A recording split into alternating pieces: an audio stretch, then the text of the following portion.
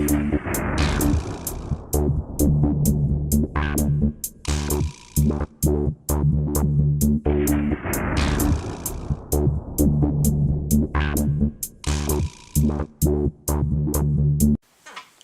now the larch.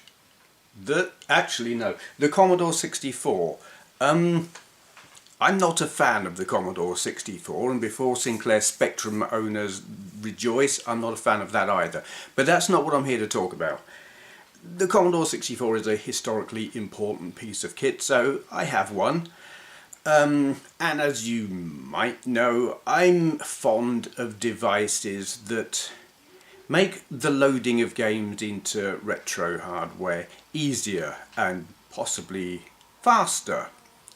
So I've got an SD to IEC device for this, and I've also got an Epix fast loader, because SD to IECs, they emulate disk loading pretty accurately. Like, it's incredibly slow because Commodore 64 disk loading is pretty bloody slow. So the Epix fast loader speeds it up.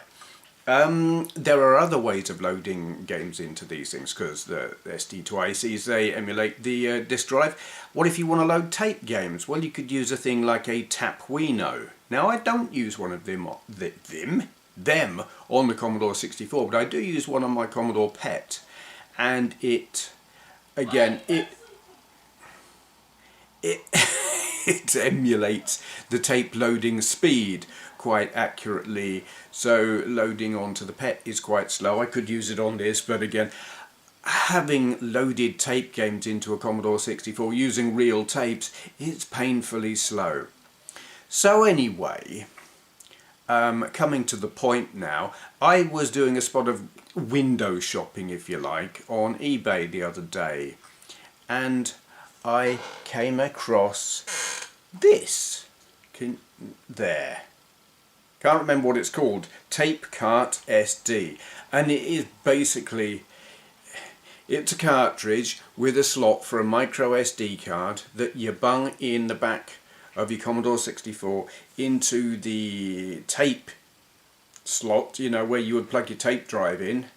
And it loads tape files. Well, a couple of different formats actually. There's PRG files and this other thing which is like compiled cartridge format, where there are other devices like flash cartridges with solid state memory of some sort or another, where you put together a whole load of tape files together into a compilation and put them onto on that cartridge. But this will play them as well. Is it TPRC or something? I can't remember. Anyway, there's a browser program on here which you do your shift run stop. It loads up the browser and you just use your joystick to go through the like menus to find the game you want, and I'll show you. I will link to the guy who's selling these. I don't know how many he's got. He sells other stuff as well. Can't remember his name. Apologies. I say guy, it might be a woman. The name actually is like a bloke and a woman, or a woman and a bloke in the name. So I don't know. Yeah, it's an interesting piece of kit. It's been 3D printed, but it's nicely made. It's good and solid, and it looks cool. It works well.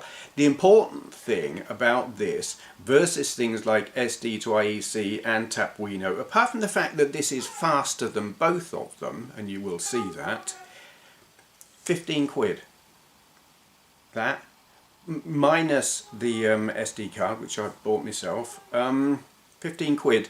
And as soon as I bought it, he emailed me and gave me a link to the browser program and basically everything needed to run a ton of games on this. Read between the lines. Yeah. So let me plug it in and I'll show you what it's like to use. Okay, so there's my Commodore 64. There's the thing plugged in the back. There. Here we are, initial screen. Camera doesn't want to focus. Shift, run, stop. I'm just going to let the whole thing run so you can see exactly how long it takes to do stuff. Here we go, it's found the browser PRG. You'll see what file formats it can load in a moment. Basically what I've just told you, but of course I couldn't remember the name of one of them. And there we go, we're into the browser thing. So yeah, PRG programs, or TCRT, which are, I don't know, something cartridge, tape cartridge, yeah, that. And it's got several of those here. Games, okay, there's a thing here. It puts them in alphabetical order. However, it will only list so many files within a folder. I'm not sure what the exact limit is, and then it just stops displaying them. So what I've done is, it was like I was looking for Buggy Boy, and it got up to BR and then wouldn't display any more than that. So the ones where there were lots of files in the folder, I split the folders, and so now we've got like BA through to BL, and you know what I mean. And if you don't, figure it out.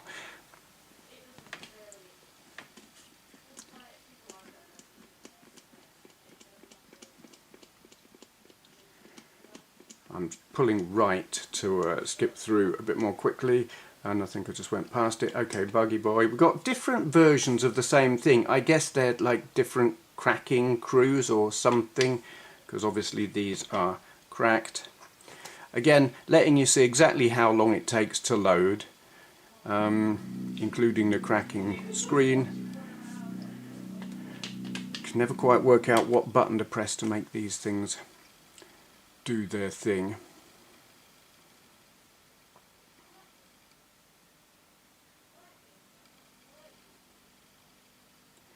Decrunching. How about unlimited time? No, I don't think so.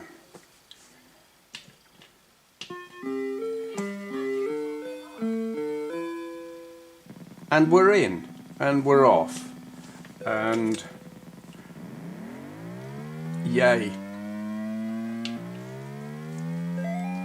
I think this is my favourite. I mean, like I say, I'm not a fan of the Commodore 64, but I love this game, and I was shocked to find I prefer the Commodore 64 version of Buggy Boy to the Amiga version of the Buggy Boy, because, you know, I'm an Amiga fan, and okay, the Amiga one looks better, but this plays better. It's just more fun. Very surprised. But anyway, we're not here to do gameplays. As far as I'm aware, there isn't a way to get back out of the game and into the menu system. You've got to reboot the computer. I might be wrong, but that's what I've been doing because I don't know any better. So there you are. It is the Tape Cart SD. Link below to the guy, woman, person. You will say person or people who sell it. I can't tell you if they've got any still in stock now or at the time that you're watching this, but that's the person who's selling them. For 15 quid, mind-blowingly good value for money. Yeah, gobsmacked. If you've got a Commodore 64 and you want to load your games quickly on real hardware, buy one. Okay, thank you for watching. So look, just subscribe to this Benway chap and we can all go home. I'll have a glass of claret and, oh, bollocks.